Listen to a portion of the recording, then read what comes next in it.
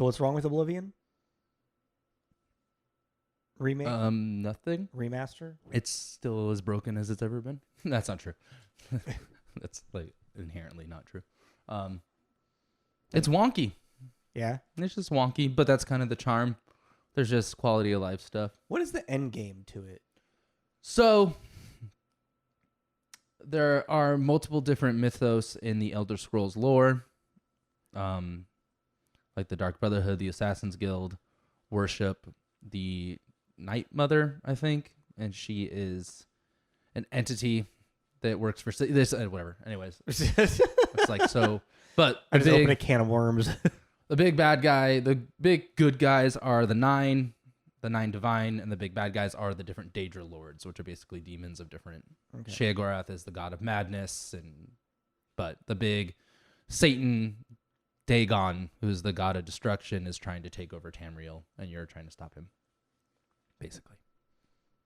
And that's the big. And the emperor gets murdered in the very beginning of the game, and then you have to go find his bastard son, because he's the next in line, technically, because it's all blood related. You know. Can he kill the bastard son?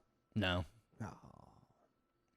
And then you just got to do a bunch of fetch quests. I forgot how much of it is just fetch quests. Well, yeah, it's originally, what, 2003, 2005? Yeah, something like that. Yeah, so. It's just brutal. But it's fun to revisit and do certain things. I'm doing the main quest, which I now remember why I did it like once or twice and then never did it again. Because it's pretty boring? Yeah, boring as shit. I don't know. I just feel like at that time, maybe it's still a thing. Maybe I'm wrong. You could chime in. Main quests just don't feel like they give you a lot of rewards. It's always the side stuff where you get the cool shit. Well, yeah, because it's the side stuff that you get to become the overpowered character. Yeah, but it's just like, I don't know. I don't get the carrot enough with main quest stuff. I always do it once. Yeah. Just because, but then after that, I'm like, yeah. Unless like the main quest is like a really cool, rewarding story. Yeah. You know, most games like that, yeah, no. But Bethesda, actually, now I think about it, very rarely do I ever revisit a main quest in Bethesda because it's never that interesting. Yeah. I mean, I think the only one that I would ever do is maybe Fallout 4. I still haven't done. Oh, yeah, because you had the bug. But then when I revisited it, I still didn't give a shit about anyone. Yeah. What there are 4 factions you can pick from, and not a single one was I really interested in. Right? Because there's the Railroad, the Brotherhood, the Syndicate.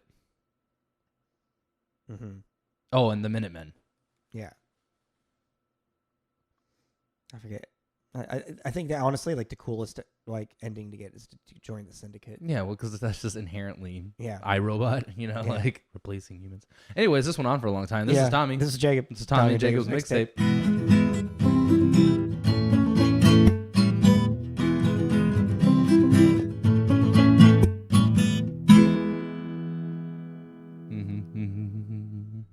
That's a random song that stuck in my head. If I only had a brain. I had a Chappelle Roan. Fuck, what is it? What'd you call it? Pink Pony. Chappelle Roan. I'm. By the way, everyone, I'm sick right now, so my brain is really foggy. Pink Pony Club. Pink Pony Club. That's what it was. Pink Pony Club. Yep. It's probably gonna be stuck in my head again. But I just woke up like Wednesday morning, and it was just there, and all day long. I just see that meme of Squidward with his eyes shooting the close up. You know what I'm talking about? How's everybody doing out there? Hello, welcome back. And and then I can't hear out of this ear, so I can't really hear out of both my ears right now. Actually. Cool. Well, we're just gonna get into it then. Welcome back to TJ's Mixtape. I'm Tommy. That's Jacob. We are a movie review podcast. We like to talk about movies, friends, and we talk about who made them, who's in them, get some reviews and kind of a general consensus of what the public thought at the time, and then we ended off with a rating. But that rating is arbitrary. If you liked it and we didn't, doesn't mean anything. It's just a fun conversation. But before we get into that, we always, at the end of the episode, play a game. We pick 2 random stars from Connect the Stars website, randomly generated, and we find what connects them via their co-stars and other titles. So if you listened last week, it was Chloe Grace Moretz, to Jennifer Aniston. Yeah. And it was quite a journey.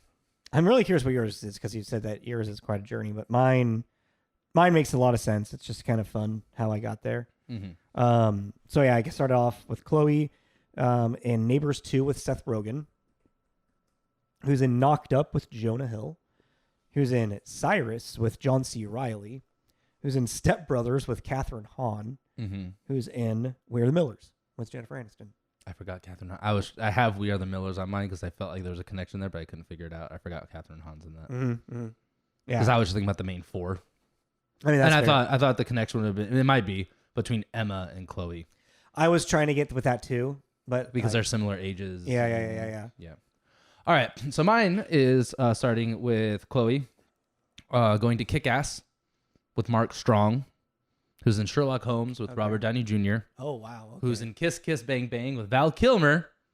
Val Kilmer is in Batman Forever with Jim Carrey, and then Jim Carrey is in Bruce Almighty with Jennifer Aniston. Wow, that one is a wild ride. Yeah, just fucking all over the place. Wow. I don't know why I went with Mark Strong, but I don't know. Mark Strong sounded fun because I like Mark Strong a lot, and he's got a weird career. Yeah, that's fair.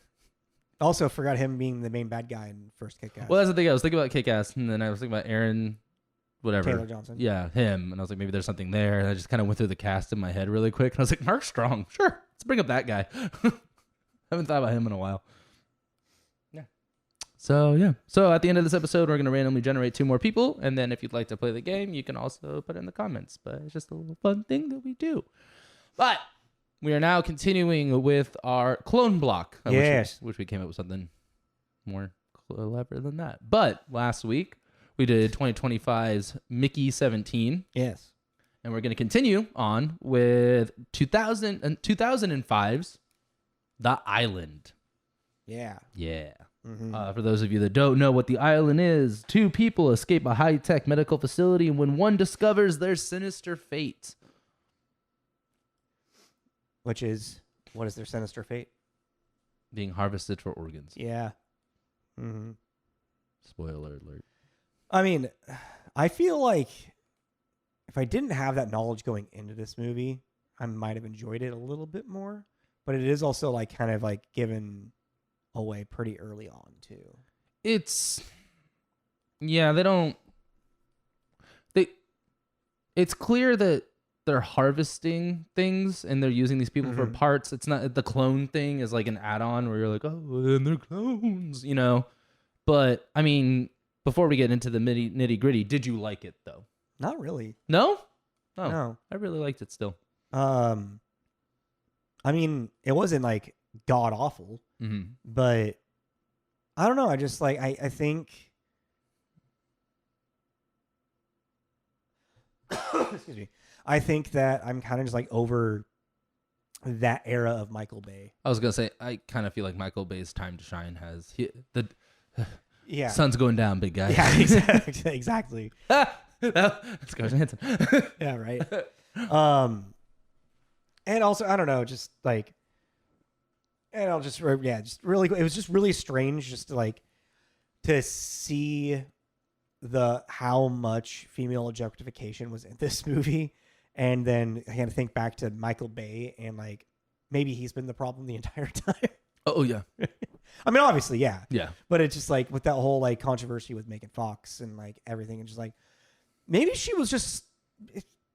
I'm starting to feel a hell of a lot more that she was just standing up for herself in a very good way. Oh yeah, I've always agreed with that, but it's like wow, now it's just like the paintings on the wall. It's kind of like the writings on the wall. I don't know if this is a good, but it's kind of like with the whole Kesha thing. Yeah. It's like Megan Fox and Kesha are very similar in the sense of they got really shafted in their industries for no good reason other than being like, you need to back the fuck off. Yeah, that's a good way to put it. But also saying that though, Michael Bay and his explosions. Robot chicken got it perfect. It's fucking ridiculous. It really is. It really fucking is.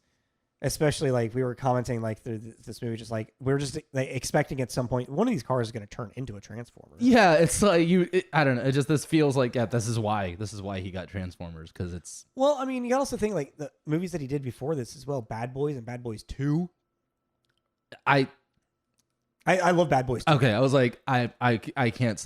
Bad Boys 2 to this, I've seen it 100 million times and it still makes Bad me Boys laugh. 2 is fucking great. I love that movie. But that's, I think, has to do with Martin Lawrence and Will Smith And their energy dynamic, and their dynamic. than Michael Bay's. Yeah, than his involvement, except for the explosion. Yeah. No, that movie is start to finish. That movie is very funny. Yeah. Like, that's a funny buddy action movie. Are we skipping anything before Oh no, the release date. I guess it came out July 11th, 2005 premiere. Had theatrical release worldwide July 22nd. It was a box office flop. Yeah. Michael Bay puts it to bad advertisement, which I see. Yeah. Yeah. I guess we can continue more with Michael Bay, who also did Armageddon and The Rock. Looking at his career, it's like, I see now. I don't know. Like, it's like Michael Bay, but like when you see the list, you're like, yeah, okay. I think it's like a weird, I don't know, some weird offshoots. Like the fact that he did Pearl Harbor is really odd. It's such a massive movie, though. Yeah, but it's like a weird love triangle thing. Is like, I've never seen it, so I can't really say much. I've seen clips of it, and the clips I've seen just doesn't look very good to me. It's like it sets up this weird like love story, and then Pearl Harbor happens. Yeah, and then that's pretty much the movie. Yeah, I don't know. Just this never has seemed interesting to me. Well, what's interesting with Michael Bay is the amount of music videos that he did. Mm-hmm. He was just a music video director for like almost a decade, it looks like, and then his first feature was Bad Boys. Mm-hmm. So I know it's just kind of interesting to see him go from like music video, Bad Boys, Pearl Harbor, Armageddon, The Rock. Like, what the fuck? Yeah.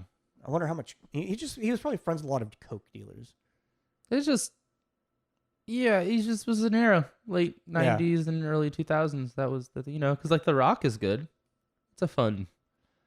It's a Nicolas Cage, Sean Connery military action. It's like on paper. When's the last like time you watched The Rock? I watch it every couple of years. Yeah? Yeah. Like watch it. Yeah, like sit down and watch it. Because just like Nicolas Cage's character in that is so fucking wild, and it's so crazy. Yeah, it's like Face Off. It's that era of Nick Cage of just 90s ridiculousness. Yeah. I don't know. I like those. Those are like my two favorite Nicolas Cage movies right now, at least. The Rock and Face Off. Face Off. All right. I love Face Off. Well, and I love Face Off not even for Nick. I love Face Off for John Travolta. Yeah. Just being a psychopath in that movie. Well, let's get into writing on this. Just a little bit of background with that. So this was originally a screenplay written by Caspian Tredwell-Owen, who has just two other writing credits: Profile of the Killer and Beyond Borders. Yeah, Beyond Borders with Angelina Jolie. And then once DreamWorks purchased it, they had a writing duo rewrite the script, which we've done before with Cowboys and Aliens. Episode 38. Yeah, it's pretty early on. They also wrote Transformers with Michael Bay, Star Trek, the remakes. They were also, before this movie, really only known for writers on Alias, Xena, Warrior Princess, and Hercules. So checks out. We see the journey that we but this movie also ended up having like a really big lawsuit. Did you write anything about that? No, I read about it a little bit. Did you read the premise of the movie that they say was based off of? The parts, the clonus horror. Yeah. It was also about a colony that breeds clones to harvest organs for the elite. Filed a copyright infringement suit in 2005. It's literally almost the same story except for how it unfolds. Yeah, but it also doesn't just feel that like original of a story, and maybe that's because we're in. I think it's because where we're at right now. Yeah, it doesn't. But I don't think this was the original of a story in 2005. That's what I'm saying. Yeah, and like looking back on it, it's like okay, Soylent Green. Like yeah, exactly. It doesn't. Using people for the elite, like when you boil it down, to that thing, the 1% versus the 99. It's like, yeah, I mean. It's like, ooh. There's only so many real ways you can go with it. We're doing it now, baby. What do you think hot dogs are made of? Snowpiercer. Yeah, exactly. Like, I mean, yeah, just on this podcast alone, we've done this movie. Yeah, exactly. Just different actors and vibe, but boil it down, it's the same thing. Exactly. Which also, I think that's kind of why I was just like lukewarm on the movie. But that's the thing. And I feel weird about saying it, but it's because of Michael. The reason I like it is because like lens flare, camera on ground with slow motion and exiting vehicle. I just hate that so much now. It just that didn't fit the vibe of this. What the theme of this movie? I don't know. All of Michael Bay's movies to me feel like the Eric Bana Hulk movie. Eric Bana? Yeah. All right, I can kind of see that. Where you're just kind of like, we are just doing it, you know? Like, that's what I kind of appreciate that about it. It's like, we always talk about like a thumbprint, the fingerprint of the director. Yeah. And his is just like, it's not a thumbprint. It's just a smear. He just takes it and he smushes it. And it's he his just fucking face. Just yeah, like pop, pop. Explosion! And I just think it's really funny. And it's like, in this movie too, it's like, the beginning's the setup's pretty cool because it's like this high-tech health club, basically. Yeah. And it looks cool. And like all the shoes are, the product placement is kind of ridiculously on the nose. And so on the nose. And we're doing this like whole thing. And then just suddenly, we get out into the real world and it becomes almost Looney Tunes-esque in the amount of collateral damage that these two people, these opposing forces are causing to these, like, basically in this world, because it's now in this movie takes place in 2019, where in the history books there was a terrorist attack in downtown Los Angeles, basically for all intents and purposes, because we're assuming they never got caught because so an unknown terrorist group trying to do something down at Union Station and dressed up as cops shooting at cops. Yeah, you know what I mean? Like it gets bananas there. It's so wild. And it has, I think, one of the worst endings of an action movie I've seen in a long time. It is so unmoving and like I kind of already forgot it. Well, it's like when I paused it, it's Sean Bean's character and the mercenary character, and I can't remember what his name was, but they are having their come to Jesus moment, and he's like calling him out for his God complex. Yeah. And at that moment, there's about 18 minutes left, and I was like, we're gonna wrap all this up in 18 minutes. Like, all right, let's go. And then I was ready for it to be wrapped up. Yeah, but it just didn't feel very good. No, it's not a very good movie. I still like it though. But it's like The Phantom, you know what I mean? Yeah. It's like I still enjoy it. Yeah. Just because again, you can like a movie that isn't good. Like, yeah, I know. Who stars in this movie? Ewan McGregor and Scarlett Johansson. Yeah. Are two mains. Ewan McGregor we've done once before. In Pinocchio. We've done twice before. Oh, what's the other one? I Love You, Philip Morris. Holy shit, I forgot we did that. Yeah. For Pride a couple years ago, right? Yeah. I forgot we did it. I forgot he was in Pinocchio. He's Jiminy Cricket. Oh, that's right. That's when he started doing his voice acting mainly. Not mainly, but He was starting to get into it, yeah. But most probably known as being Obi-Wan Kenobi in Star Wars. His big prequels. Yeah. Maybe Moulin Rouge, Trainspotting. Yeah. I'm trying to think of just Ewan McGregor movies off the top of my head. I mean, actually, how many creds does he have? Quite a bit. 102? Yeah. God damn. Dr. Sleep. That's a good one. Oh, yeah. Oh, yeah, Birds of Prey. I forgot he's he's Black Skull. Oh, yeah. And he was actually pretty great. He's really eccentric in it. And germaphobe. And, yeah. It was such a weird Black Skull, but I really liked it. Oh, Christopher Robin is the only other one I want to mention. Oh, yeah. That movie's really sweet. And then Scarlett Johansson. Another Marvel property. She is Natasha, Black Widow. I put down Dawn John because it's not that great movie, but she's really funny in it in a way. Have you seen that? It's Joseph Gordon-Levitt's writing and directing debut. Oh, I didn't know he did that. Yeah. And she plays like his girlfriend in it, like this Jersey fucking like. Oh, yeah. I've seen clips of that. Okay, I know what you're talking about. She's just so obnoxious in it, and it's just really fun. I was just looking at her list. You ever seen the movie Lucy? I have not seen that, but I do want to watch that movie is terrible. Is it? It is. It's so funny. It's like actually a revolving conversation with my mom because she loves like badass Yeah. assassin ladies. Yeah, yeah, yeah. Messing shit up. She loves that kind of thing. So she always watches those, and one of the ones that's kind of goes through the rotation is Lucy. Yeah. And every time it comes up, we always talk about how terrible it is. Every time she watches, it's like, oh yeah, this movie is god awful. That movie is really bad. What's the one where she's like an alien, preying on dudes on like on a highway or something, trying to figure out human experience or something? Like, I don't. Oh, holy crap! Wait. It's like right around the same time Lucy came out. Under the Skin. Yeah. A mysterious young woman seduces lonely men in the evening hours of Scotland. I've only seen bits of that, but it looks fucking like a mind trip. It's got a really low rating. No, not really low. A 6.3. Yeah. For what the message that it was trying to do, that's probably pretty low. You know? Oh, I guess also we've done Scarlett Johansson. What? The Spirit.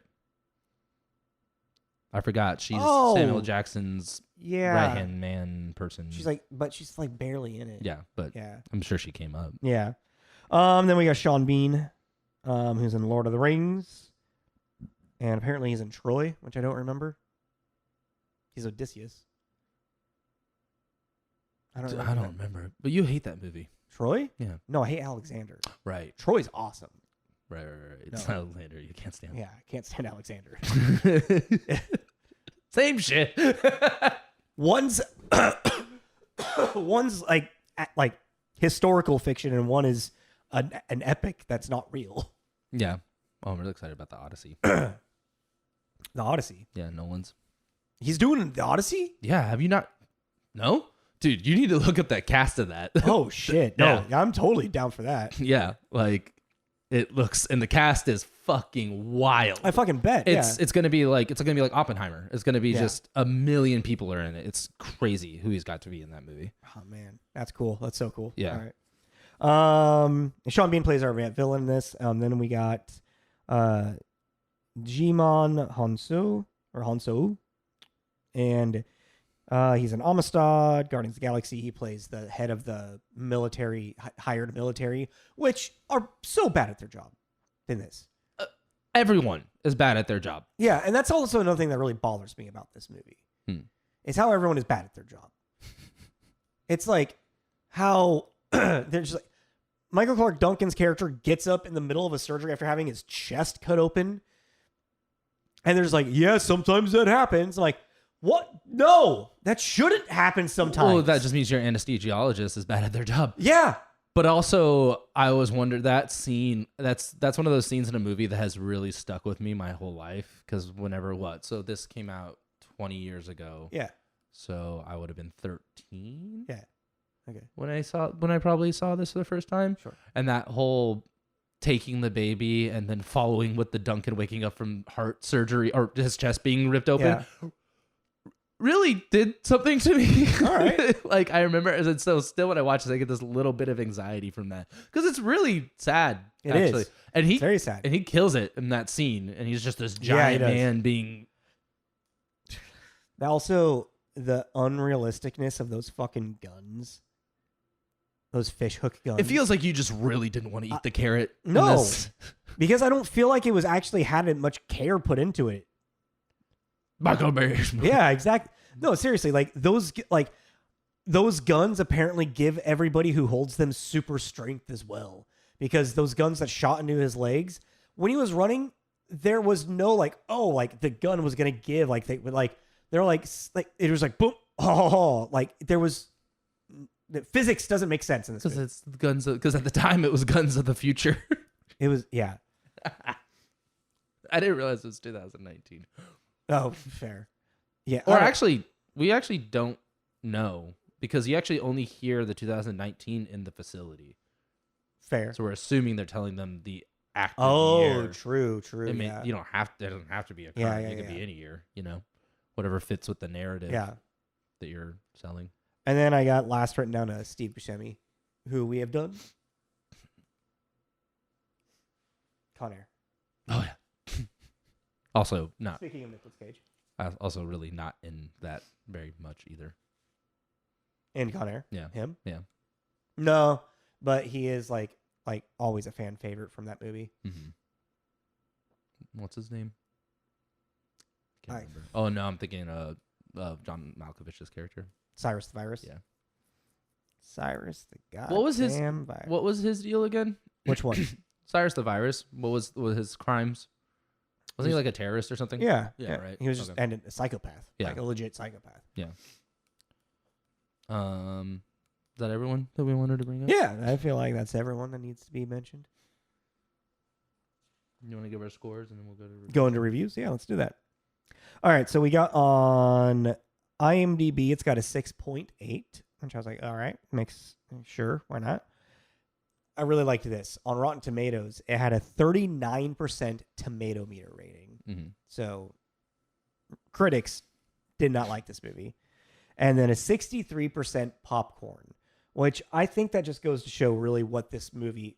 I will say Michael Bay knows how to just make popcorn. Yeah, summer blockbusters. Yeah. Yeah. And that's fair. And that's it. Yeah. 'Cause Um, this movie has zero depth to it. that's the thing that's weird about it though, because I feel like it starts it off, has so much potential and it just...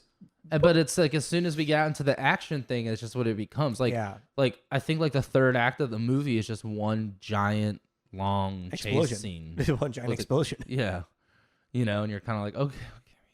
And it's kind of funny too, because you know, like talking about Furiosa a couple months ago, like also the third act of that movie is just a giant chase scene, but it's dope. You know, so it's like it can be done, and make it interesting. But even for 2005, it doesn't feel very interesting. You know, on Metacritic, there's actually a lot of reviews for this that I had to go through. It was kind of surprising. On Metacritic, this has a 50, which comes to mixer average with 13 positive, 21 mixed, and 4 negative. What's funny about the positive, too, is that the highest they go is 75. Wow. Cool. You know? But our boy reviewed it, and he liked it. Roger Ebert? Yeah, Roger Ebert gave it a 75, or, you know, how Metacritic transfers it. Robert Ebert said, "The Island runs 136 minutes, but that's not long for a double feature. The first half of Michael Bay's new film is a sparse, creepy science fiction parable, and then it shifts into a high-tech action picture. Both halves work." Sure. Sure. So he liked it. He got paid off. I think so. Mixed by Lisa Schwarzenbaum at Entertainment Weekly, who gave it a 50. The Island begins with a whimper of interest as a cool-hued cautionary exploration of the ethics of cloning, and ends in a hall of product placement with a dumb bang. Yep. I mean, there are a lot of product placement at the beginning, too. Like the Puma, the Aquafina bottle. I was just like... The beer, I think it was like yeah. Ultra, Michelob Oh my Ultra. God, yeah. That one, like, it was just That like, one was weird. Such a weird quick close-up to see him pick it up. Yeah. You know what it made me think of? Huh. Remember, you know, and like I think it's in Spain or somewhere, or maybe Estonia. They have the Star Wars. Have you seen these clips? Mm-mm. It's like they cut in, like they add into the movie like a character reaching for a drink, and it's like, ice cold beer. It's like a post-production product placement thing. Yeah, that That's they funny. add like when they're playing it on television. It seems like it's not skipping out of the movie at all, but it's just like adding it in. It's a good idea if you can do it well, I guess. And they do actually do it really well. Really? In the I'll have to find it and show it to you because it's hilarious. See, like Obi-Wan in 1977, be like, and I have something for you. And he's going to grab this lightsaber and he Pulls out a Bud ice Light. cold beer. That's awesome. And then the negative with a 20 and Hornaday at the Washington Post. If you find yourself at the island, I have only 3 words of advice. Vote yourself off. Yeah. Okay, is that it? Yeah, Yeah, I think that's really what. this one's good, actually. Joe Morgenstern at the Wall Street Journal, who gave it a 30, comes on like an overproduced coma and leaves you comatose by the end. In between are 127 minutes of intermittent chaos that feel like a lifetime. Yeah, fucking A. I think so the potential of actually having a conversation about the morality of cloning and whatnot was there at the very beginning, and yeah, it just I don't know where, why, how it just fell off, because at some point Michael Bay just didn't care about it anymore, or the writers didn't care about it anymore. I mean, I think I know where it fell off.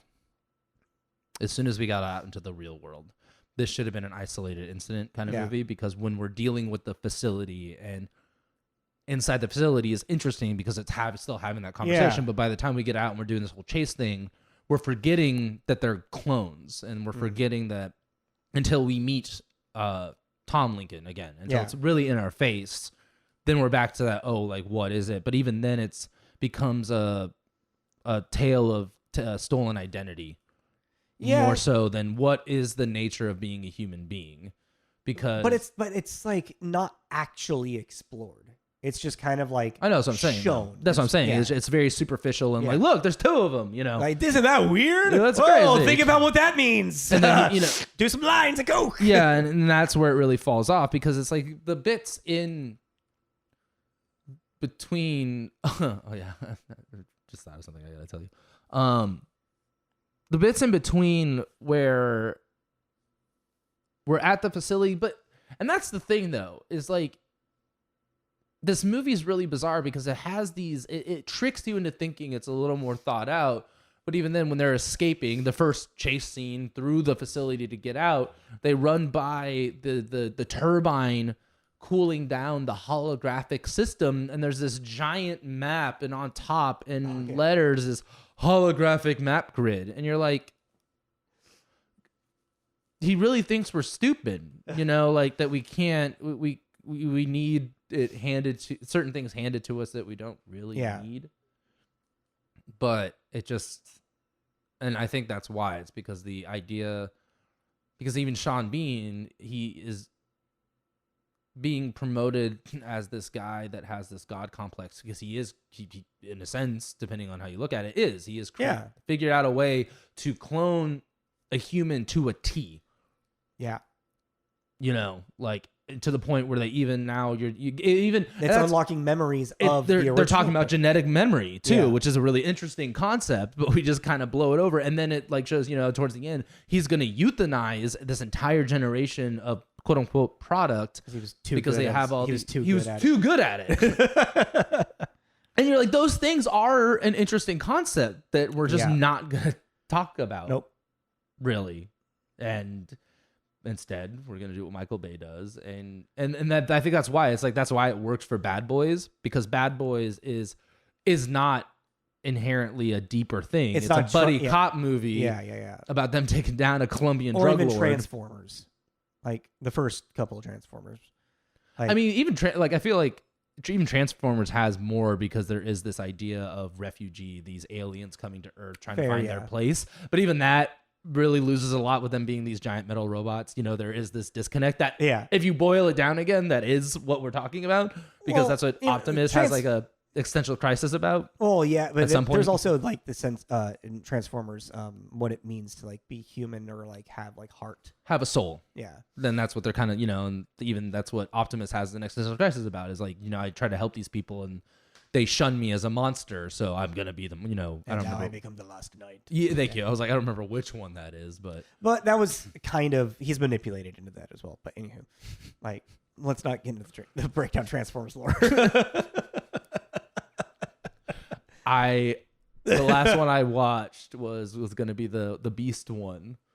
And I only watched it to see the Beast Transformers, the Optimus Primal. I think I started that one. I can't remember. And I got so through the movie that I was like, I guess this isn't the one I thought it was. And then I fell asleep, and I woke up towards the end, and then there they were. And I was like, this movie went on so long that I fell asleep, and the only thing I wanted to see was just that. I was like, oh, I'm glad I didn't. I was like, you know what? That's really funny. We're never gonna try again.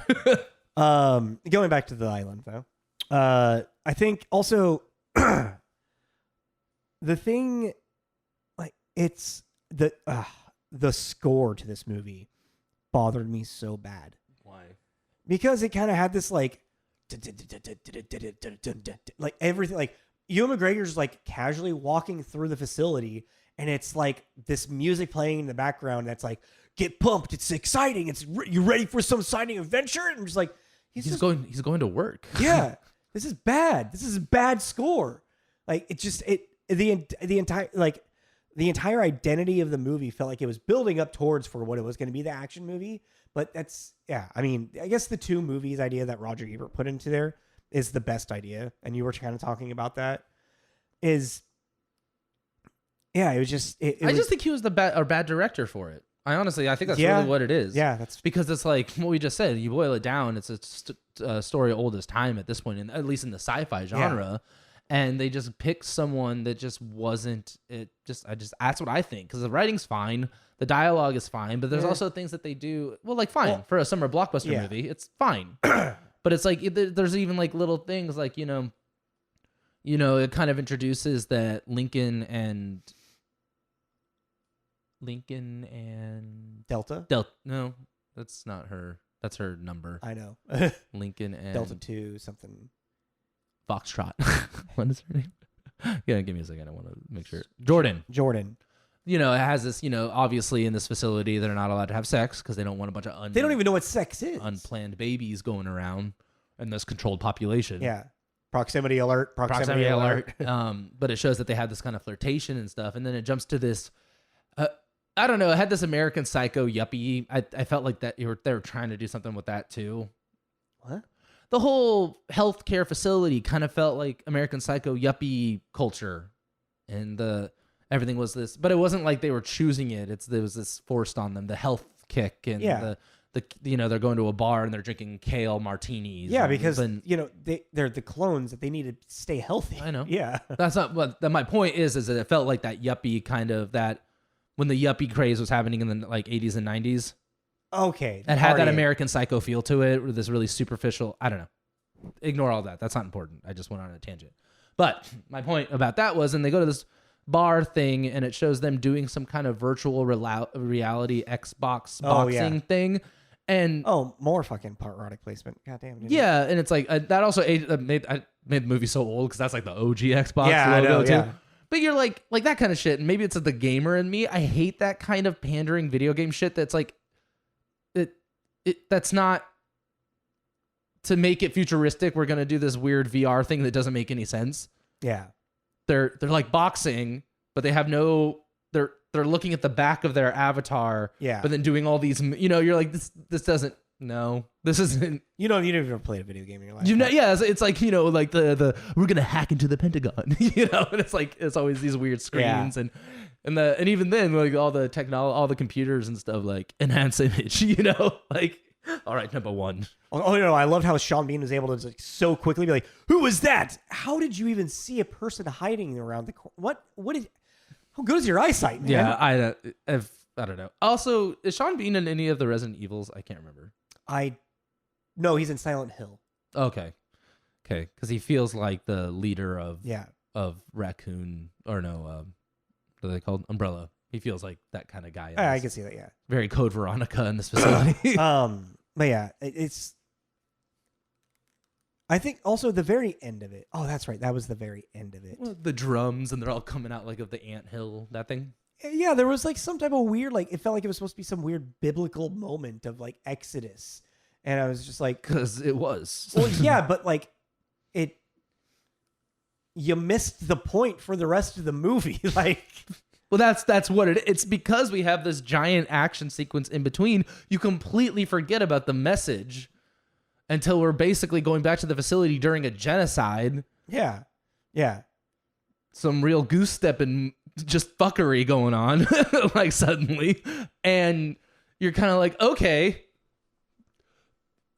and it's I don't know. It's like they all come out. It's like it was literally like Moses and just leading his men through the deserts. Yeah, let my people go. Yeah, it just felt like very Michael Bay. Like, oh yeah, oh this is it. This is the message right here. Yeah, and it's like that's what I'm saying. My biggest thing is like everything about this summer blockbuster idea, like on paper, is fine. I just don't think Michael Bay was the person that should have been. Yeah. Who could have all been the weird smash cuts and like the editing of this movie is just like so. The lens flare. The lens flare is like the lens flare isn't the worst in this because J.J. Abrams took that to the next level. It's true, but I like it with J.J. Abrams though. because it's really over the top on like in Star Trek. Yeah, but it really fits in with Star Trek because they're in space, and it's this unfiltered sun coming through the window of the spaceship. Like it gives this like aesthetic to it, and it just works because they're in space. But with this shit, I don't know. He's like it's like a joke I always talk about where it's like, if you're gonna make a movie, and this is a perfect example because it is set in LA at a certain point, but it's like, all right, we're gonna shoot a movie about LA. We can use the blue filter or we can use the yellow filter. So it really irritates the shit out of you. Never just see LA as just the city, except for like fucking Training Day, and even that feels like it has like a really yellow filter on it. It's definitely that's also a very dark side of LA. Yeah, but it's like. But you were saying like I love you, man. I love you, man. I feel like other LA people, but that one is the one that really to me just feels the most like those areas that they go visit. Yeah, like James Beach and Venice and all that just feels more like real. I mean, that's totally fair. Yeah, but like. Because there's even a shot. Was it that or this is the 40? I just think that Judd just does it because he's lived there for so long. But there's even shots like in both those movies, where they show the LA skyline and there's just that thick layer of smog. Oh yeah, and it's like that's the but it's also not showing it in the look how dark and dirty our city is. It's just like no, that's just Why is there so much smog? There's just a lot because there's so many people just driving. Pollution. Yeah, just a lot of pollution. It's gross. Like a nice day is when you walk out and you're like, hey, that brown line in the sky is not there because my God. yeah. No, my friend growing up, his view was of all downtown LA. Oh wow. It was crazy. It was downtown LA here and then the water over here. And you'd walk out sometimes and just be like, oh, look at that, it's a beautiful day.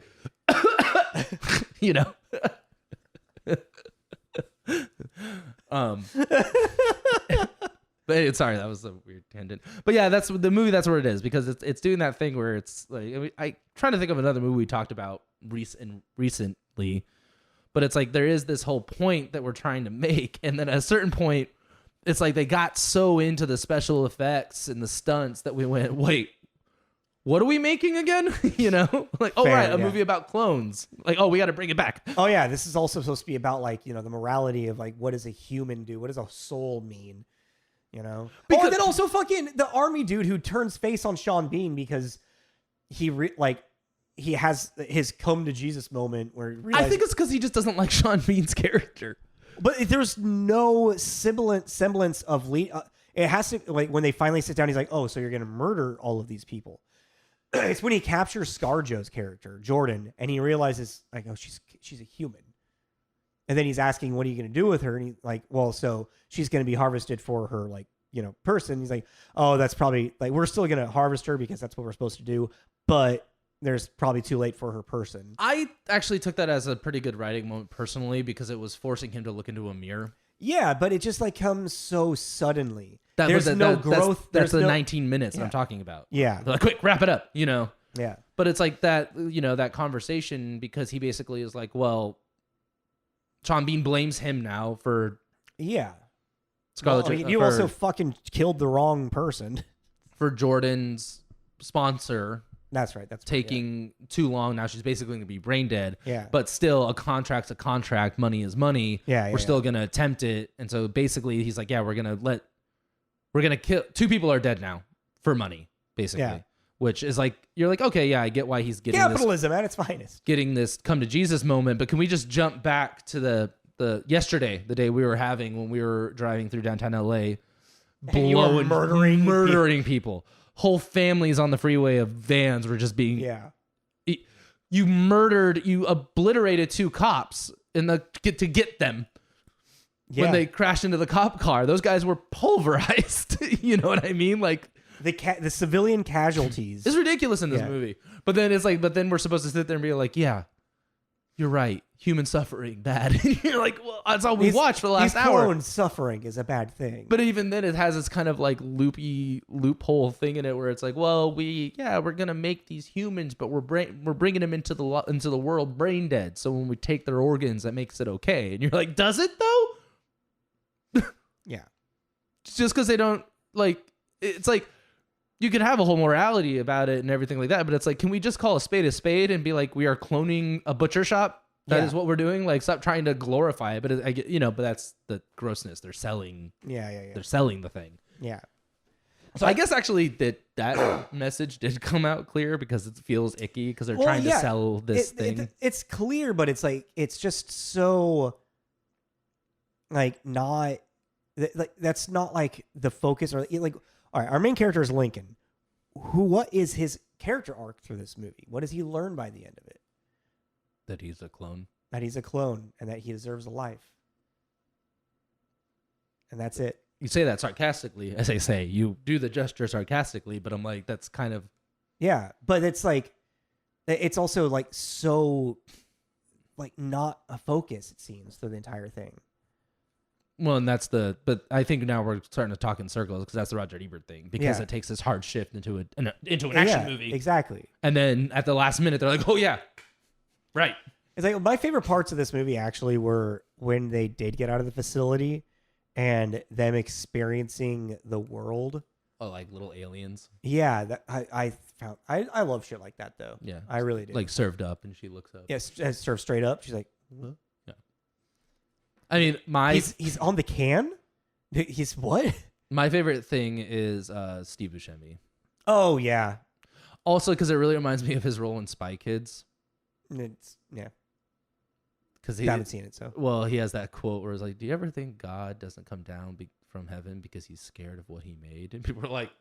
I thought that was an Antonio Banderas quote. Or Sylvester Stallone. No, that's Buscemi? Oh. I'm pretty sure. Now I'm second guessing it. Let me know if I'm wrong in the comments. I've never seen it, so I don't know. I know, I was talking to them. I know. Well, I know that quote. We've brought it up before, yeah. I'm pretty sure it was Steve Buscemi. But, like, I don't know. It's one of those. Grew up with this movie and I've always really enjoyed it. And I also just really like Ewan McGregor. But like for this block we're talking about, which has been cloning, because we did Mickey 17, which even that kind of had a little bit of this in the sense of we kind of lost. We talked about it, actually. We lost sight of that conversation of what does it mean to be a clone. Yeah.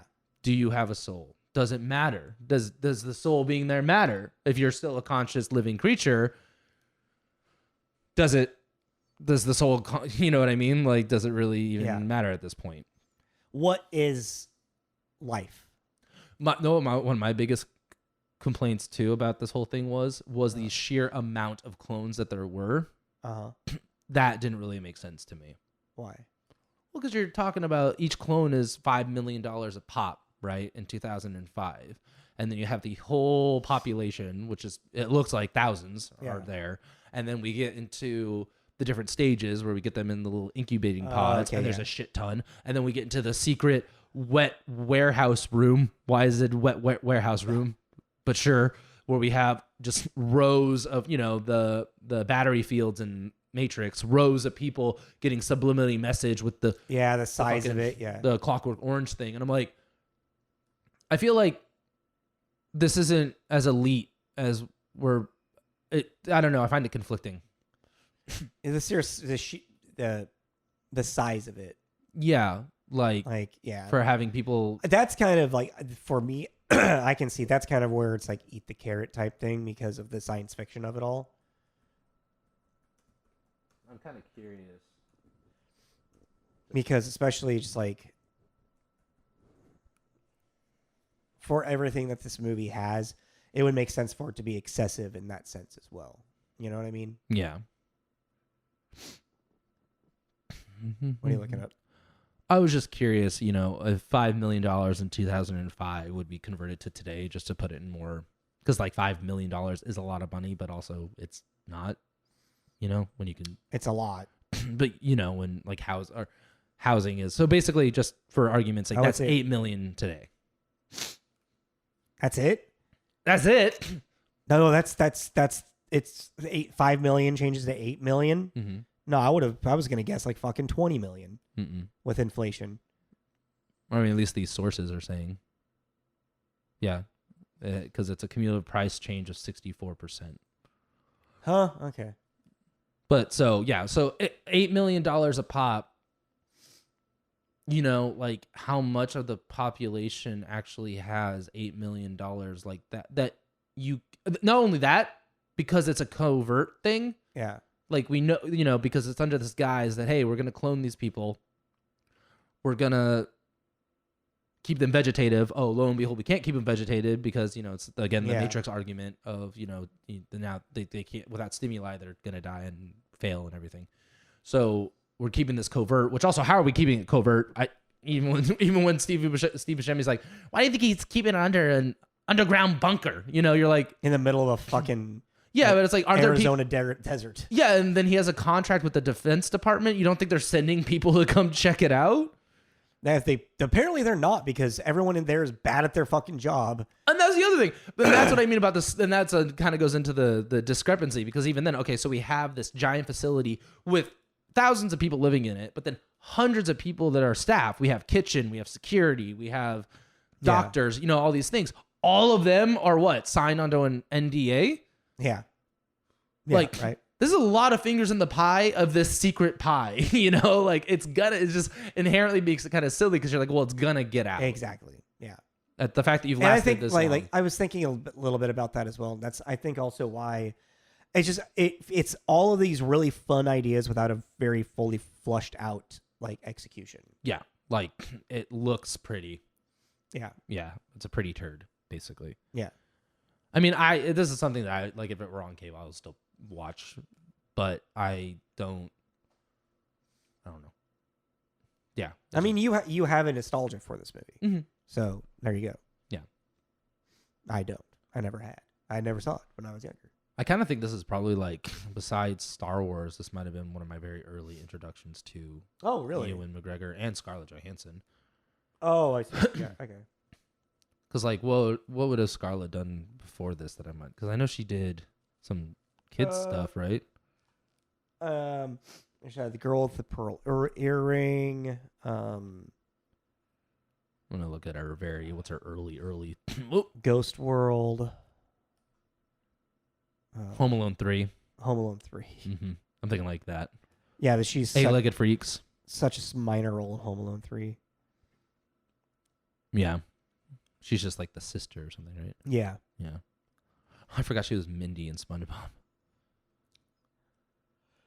All right. I think I'm ready to wrap this up. What?